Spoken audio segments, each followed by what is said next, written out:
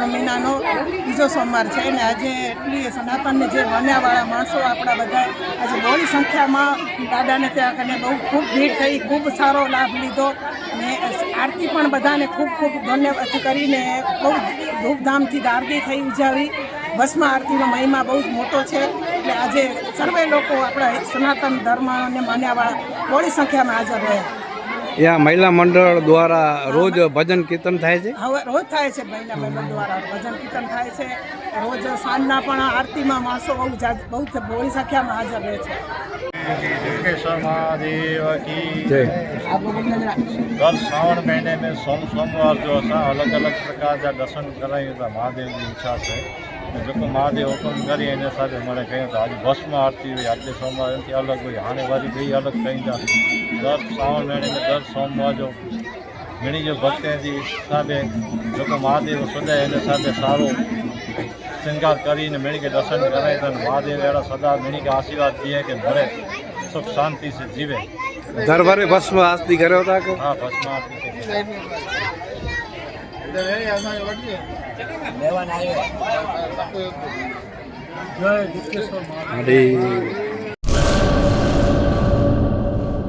अस्सलामुअलैकुम। मारो नाम अनवर जुमा नोड़े काकाजो અને ખાસ કરીને એક મુસ્લિમ સમાજનો નાનકડો કાર્યકર છું ને સર્વ સંભાવ સર્વધર્મ સંભાવ તમને મને ને આપણે સૌને ખબર છે કે આપણી કચ્છની જે કોમી એકતા છે એમાં 110% કચ્છનો રોલ છે.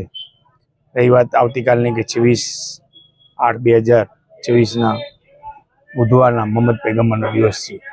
મોહમ્મદ પૈગંબરનો જન્મદિવસ છે અને અમારા છેલ્લા જે નબી હતા એના પાછળ બધે અમે છીએ. આખી ઉમ્મત છે અમારી મુસ્લિમ સમાજ એ આખા એના પાછળ છે.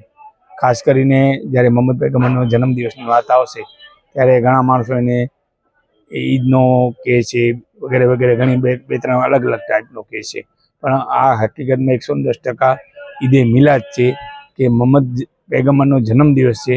એની ખાસ આપણા ભુજ શહેરમાં તો જે પ્રમાણે ઉજવણી થાય છે એ પ્રમાણે પણ કલકત્તા, મુંબઈ, મદ્રાસ કે જે મોટા શહેરો છે એક અનેરી રીતે ઉત્સવ સાથે ઉજવણી કરવામાં આવે છે.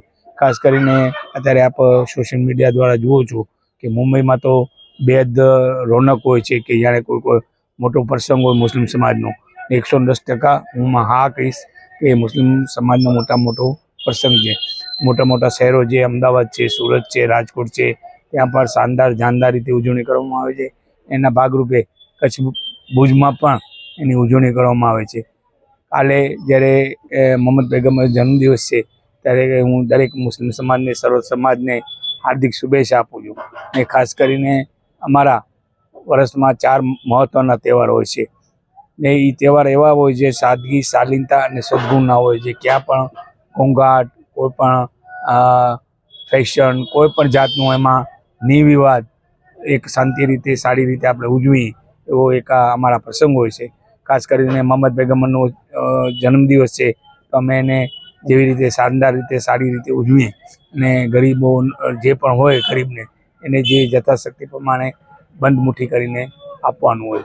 પછી આવે એના પછી આવશે અમારો રમઝાન ઈદ કે આખો મહિનો ઇબાદત કરશું અને રોજા રાખશું અને એના પછી રમઝાન ઈદ આવે. પછી એના પછી આવે બકરી ઈદ, એ કુરબાનીની ઈદ છે અને એ પણ એક સાદગી, શાલીનતા અને સદગુણવાળી છે. હજી એના પછી આવશે મોહરમ મહિનો.